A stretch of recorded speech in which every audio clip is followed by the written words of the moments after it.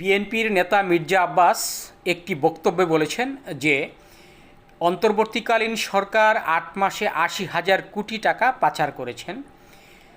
আমি সামান্য একটু কথা বলতে চাই এই বিষয়টা নিয়ে, যে মির্জা আব্বাস কিভাবে জানলেন যে এই ৮ মাসে ৮০,০০০ কোটি টাকা এই অন্তর্বর্তীকালীন সরকারের সময় বিদেশে পাচার হয়েছে।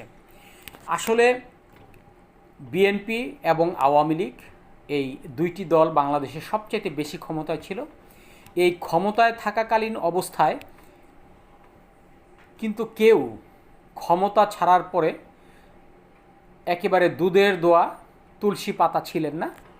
যেটা আওয়ামী লীগ বর্তমানে আপনার যেভাবে তাদের বিরুদ্ধে যেভাবে অভিযোগ রয়েছে, বিএনপির বিরুদ্ধে কিন্তু প্রায় একই অভিযোগ ছিল ক্ষমতা ছাড়ার পর। তবে এই মুহূর্তে অন্তর্বর্তীকালীন সরকার কি করবে সেটা ভবিষ্যতে বোঝা যাবে।